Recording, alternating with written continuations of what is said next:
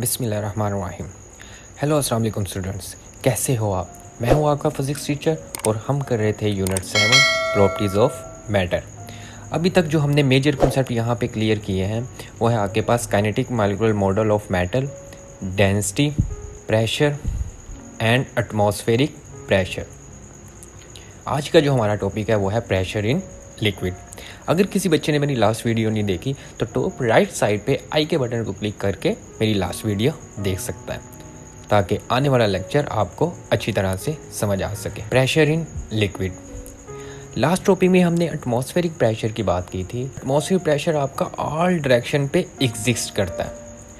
आज हमने देखना है कि क्या लिक्विड भी प्रेशर एग्जिस्ट करता है। तो इसका आंसर है yes. Liquid exert pressure. The pressure of a liquid act in all direction just like the atmospheric pressure. जिस तरह से एटमॉस्फेरिक प्रेशर तमाम डायरेक्शन पे एक्ट कर रहा होता है, इसी तरह से लिक्विड प्रेशर भी तमाम डायरेक्शन पे एग्जिस्ट करता है। फॉर एग्जांपल, अगर आपके पास एक प्रेशर सेंसिटिव डिवाइस है, आप उसको पानी में डिप करना शुरू करो।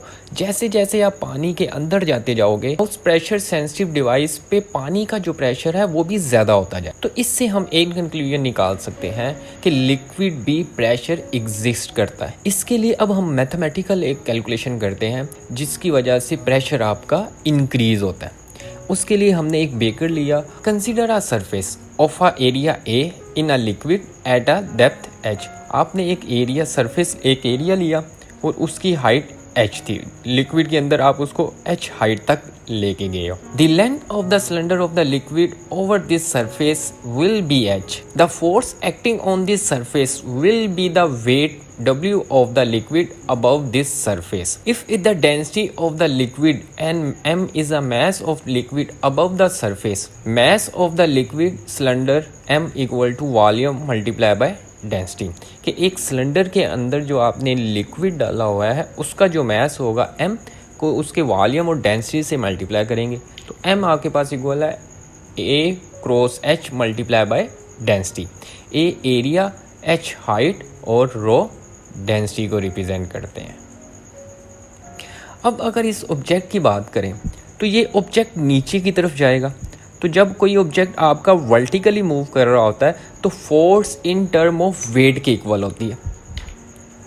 Force acting on a surface A F equal to W equal to mg। और यहाँ पे m की वैल्यू मैं पुट करूँगा तो वो क्या थे, F equal to AH rho g। m की जगह पे AH रो मैंने पुट कर दिया और ये g as it is. Pressure आपके पास इक्वल होगा P equal to F over A। तो अब मैंने F की वैल्यू इस इक्वेशन में पुट कर दी, तो आपके पास फाइनल आंसर आया P equal to AH rho g divided by A। A से कैंसिल हो गया क्योंकि सेम क्वांटिटी है। तो बाकी आपके पास जो फार्मूला बचता है liquid pressure at the depth H जो उस पर लग रही होती है P इक्वल टू H रो जी। इससे हमने क्या कंक्लूजन निकाला, it show that it pressure in a liquid increase with depth. मतलब जैसे जैसे आप डेप्थ में जाते जाओगे उसी तरह से आपके पास जो लिक्विड का प्रेशर है वो भी इंक्रीज होता जाएगा। नेक्स्ट आपके पास है पास्कल लॉ। पास्कल एक साइंसदान था जिसके नाम पे ही इस लॉ को रख दिया गया। अब पास्कल लॉ क्या है, pressure applied at any point of a liquid enclosed in a container is transmit without loss to all other part of the liquid। मतलब कि अगर आपने किसी कंटेनर में पानी डाला हुआ है, एक क्लोज कंटेनर में अगर आपने पानी डाला हुआ है और आप उस पानी के ऊपर प्रेशर अप्लाई करते हो तो वो जो प्रेशर है लिक्विड के तमाम पार्ट पे इक्वली डिस्ट्रीब्यूट होगा। इस चीज़ को हम पास्कल लॉ कहते हैं और ये पास्कल लॉ ने एक्सप्लेन किया था। फॉर एग्जांपल, अगर आपके पास एक कंटेनर है और आपने इसमें पानी डाला हुआ है और ऊपर से आप प्रेशर अप्लाई करते हो और ये जितने भी होल्स हैं इन सब से इक्वल प्रेशर के साथ पानी आपका बाहर की तरफ निकलेगा। देखने में तो नज़र यही आ रहा है कि यहाँ नीचे वाली साइड से ज़्यादा प्रेशर के साथ पानी निकलेगा, लेकिन पास्कल लॉ ने यही चीज़ बताई थी कि transmit without loss all other part of the liquid.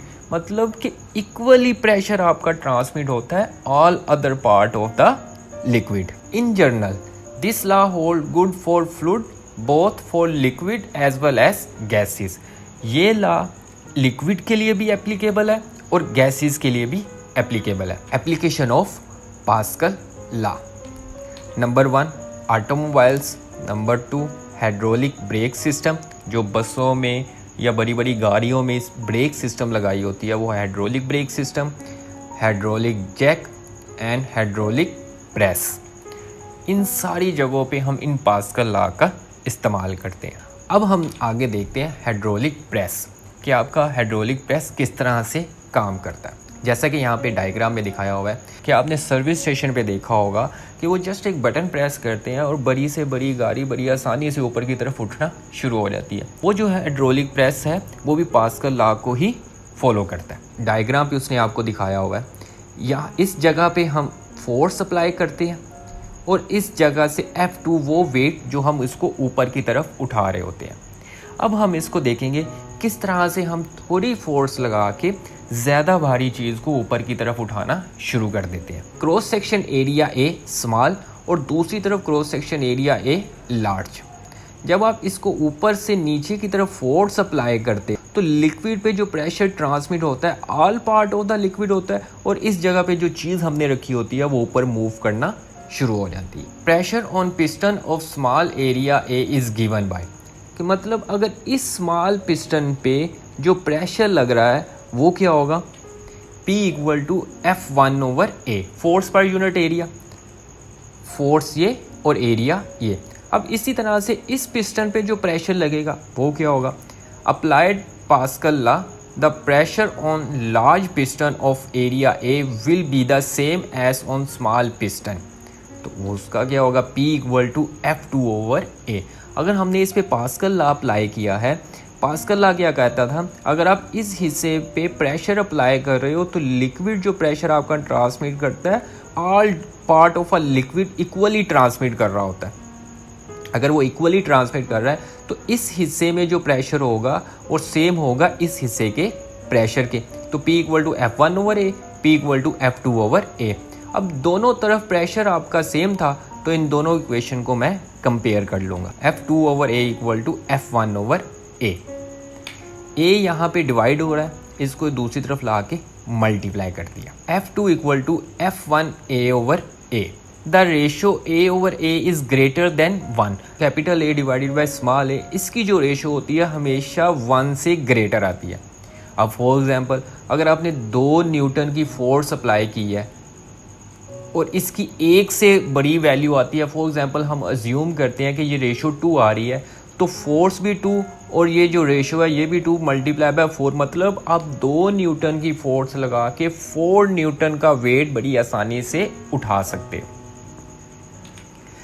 Since the force F2 act on the large piston is greater than the force F1 act on the small piston, मतलब कि F2 पे आप जो फोर्स लगा रहे हो वो large होगी, ग्रेटर होगी एज कंपेयर टू F1 के।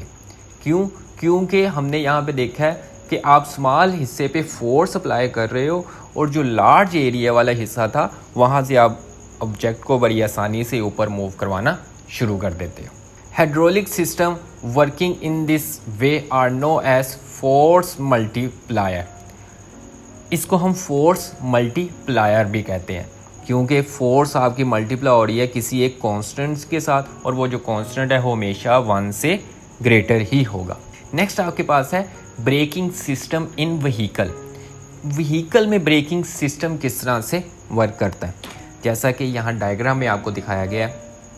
ये ब्रेक पैड जो आपकी गाड़ियों में लगा होता है और उसको हमने कनेक्ट किया हुआ है मास्टर सिलेंडर के साथ, और यहाँ से लिक्विड आपका एक रेयर व्हील मतलब बैक व्हील की तरफ और दूसरा फ्रंट व्हील की तरफ जा रहा होता है। मैं सिर्फ बैक व्हील की बात करता हूँ, फ्रंट व्हील भी सेम इसी असूल पे काम करता है। अब जैसे ही कोई पर्सन गाड़ी रोकने के लिए ब्रेक अप्लाई करता है तो ये जो मास्टर सिलेंडर है ये अंदर की तरफ मूव करेगा। तो जब ये अंदर की तरफ मूव करेगा तो इसके अंदर हमने लिक्विड डाला होता है जो कि इक्वली प्रेशर ट्रांसमिट करता है रेयर व्हील पे भी और फ्रंट व्हील पे भी। जब ये रियल व्हील पे आपका इक्वली प्रेशर ट्रांसमिट होता है, आगे यहाँ पे हमने 2 स्मॉल पिस्टन लगाए होते हैं जो कि कनेक्ट होते हैं आके ब्रेक शू के साथ। जैसे ही यहाँ से पैडल से आप ब्रेक अप्लाई करते हो, प्रेशर आपका ट्रांसमिट इस हिस्से से, यहाँ से प्रेशर आपका बाहर की तरफ ये पिस्टन मूव करते हैं। जब ये पिस्टन बाहर की तरफ मूव करते हैं और ये जो ब्रेक शू है ये इस व्हील के साथ लगते हैं, फ्रिक्शन प्रोड्यूस होती है और जिसकी वजह से आपकी गाड़ी रुक जाती है। अब क्वेश्चन ये कि वापस किस तरह से आते हैं, उसके लिए हमने यहाँ पे एक स्प्रिंग अटैच किया हुआ है जहाँ पे ये रिस्टोरिंग फोर्स लिखी हुई है। जैसे ही आप ब्रेक अप्लाई करते हो, ब्रेक अप्लाई करने से ये जो ब्रेक शू है इसमें स्ट्रेच पैदा होता है और स्प्रिंग उसके साथ अटैच है, और जैसे ही आप फोर्स रिमूव करते हो ये स्प्रिंग इन ब्रेक शू को वापस अपनी ओरिजिनल पोजीशन पे लेके आता है और वापस आपकी ब्रेक ओरिजिनल पोजीशन पे आ जाती है। इस तरह से आपका जो ब्रेकिंग सिस्टम है सारा काम करता है on the rule of pascal law.